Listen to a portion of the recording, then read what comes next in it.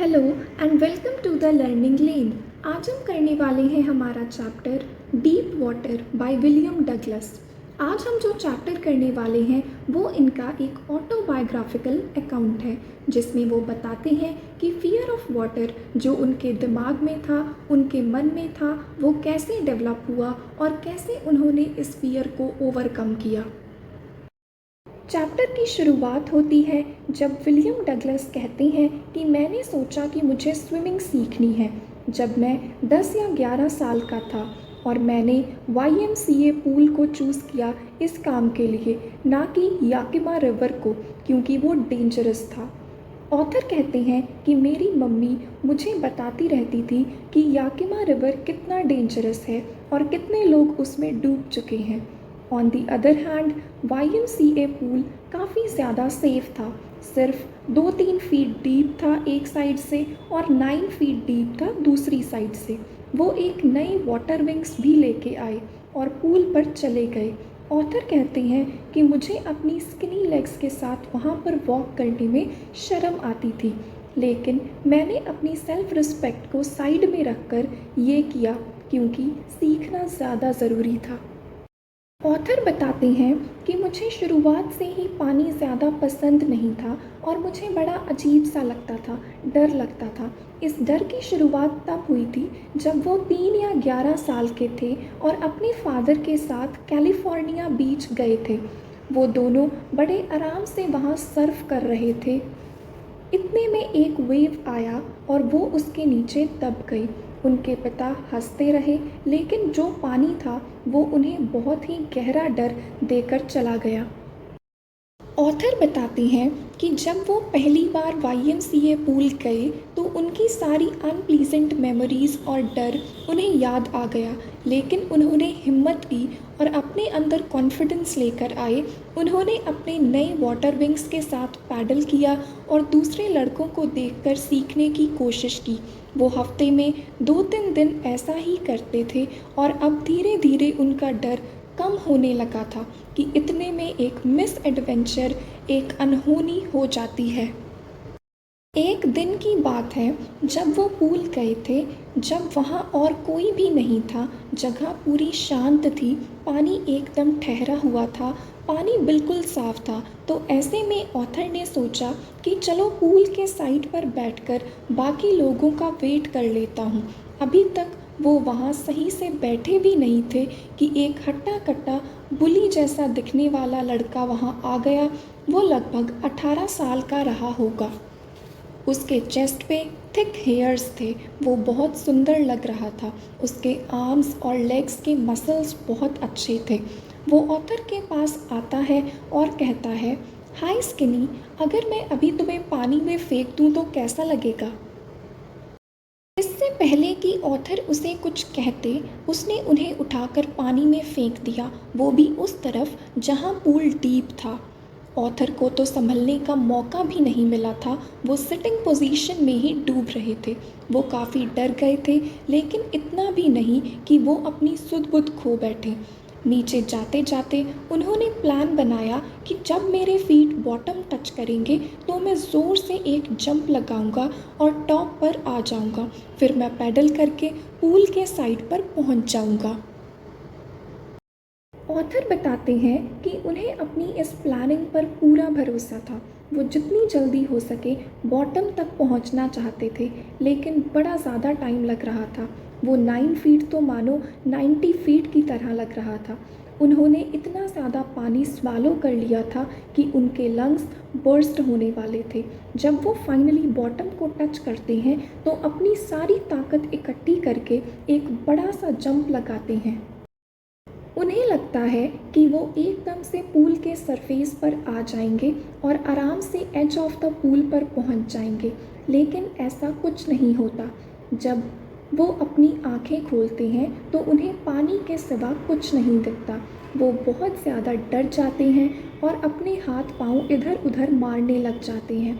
वो अपने हाथों को इस तरीके से फेंकते हैं कि मानो वो कोई रस्सी पकड़ना चाहते हों, लेकिन उनके हाथ सिर्फ पानी ही आता है। वो पानी में सफोकेट होने लग जाते हैं। वो चिल्लाने की कोशिश करते हैं, लेकिन उनकी आवाज़ निकल ही नहीं रही होती। इतने में उनकी नाक और आँखें पानी से बाहर आ जाती हैं, लेकिन मुँह अभी भी पानी में ही है। ऑथर अपने हैंड्स वेव करके हेल्प मांगने की कोशिश करते हैं, लेकिन कोई फ़ायदा नहीं होता। वो और ज़्यादा पानी स्वैलो कर लेते हैं और सांस नहीं ले पाते। वो अपने लेग्स ऊपर लाने की कोशिश करते हैं, लेकिन उनके लेग्स बहुत हैवी और पैरालाइज हो जाते हैं। ऐसा लगता है मानो उन्हें कोई नीचे की तरफ खींच रहा हो। वो ज़ोर ज़ोर से चिल्लाते हैं, लेकिन पानी के सिवा उनकी चीख और कोई नहीं सुनता। वो फिर से नीचे डूबने लग जाते हैं। वो नीचे जाते जाते फिर से अपनी हिम्मत इकट्ठी करते हैं और अपना 100% देने की कोशिश करते हैं, जैसा कि हम एक बुरे सपने में करते हैं। उन्हें सांस नहीं आ रही होती है, उनके लंग्स में दर्द हो रहा होता है और उनका सर धक धक कर रहा होता है। वो बेहोश होने वाले होते हैं, लेकिन उन्हें अपनी स्ट्रैटेजी याद होती है कि जैसे ही मैं बॉटम पर पहुंचूंगा, एक जंप लगाकर सरफेस पर आ जाऊंगा और फिर पैडल करके एज ऑफ द पूल तक पहुंच जाऊंगा। वो नीचे जाए जा रहे थे। उन्हें अपने आसपास येलो वाटर के सिवा और कुछ भी नहीं दिख रहा था। एक ऐसा वाटर जिसके पार आप कुछ नहीं देख सकते। उस वक्त वो बहुत डर गए थे। उन्हें बहुत ज़्यादा डर लग रहा था, एक ऐसा डर जिसे सिर्फ वही समझ सकता है जिसने एक्सपीरियंस किया हो। वो पानी के अंदर बहुत चीखे चिल्लाए, वो पैरालाइज हो गए थे।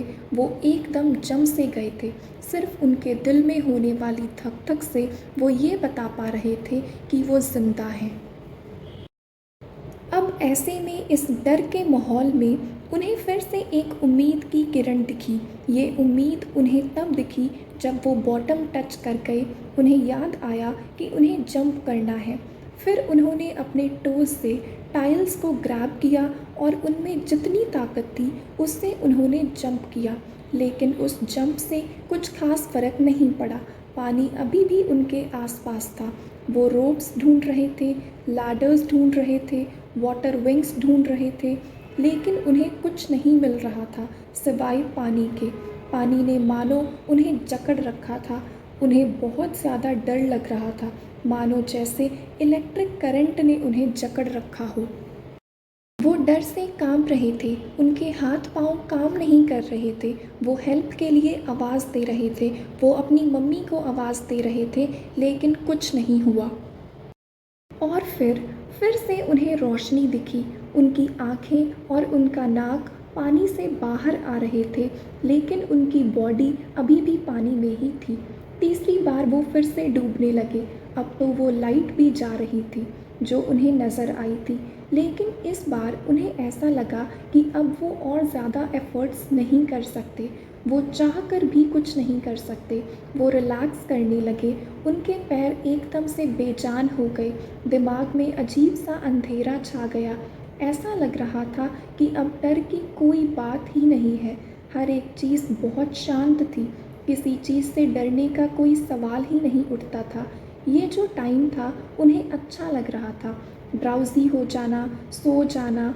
उन्हें ऐसा लग रहा था कि अब मुझे जंप करने की कोई ज़रूरत ही नहीं है, जैसे कि कोई उन्हें जेंटली कैरी करके ले जा रहा हो, स्पेस में फ्लोट कर रहे हों।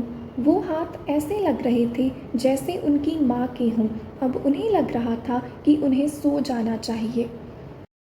ऑथर बताते हैं कि मैं अनकॉन्शियस हो गया था और मानो मेरे लिए ज़िंदगी वहीं ख़त्म हो गई थी। अगली चीज़ जो उन्हें याद आई वो ये है कि वो पेट के बल स्विमिंग पूल के साइड में लेटे हुए थे और वॉमिट कर रहे थे। वो इंसान जिसने उन्हें उठाकर पानी में फेंक दिया था, वो कह रहा था कि अरे मैं तो मजाक कर रहा था।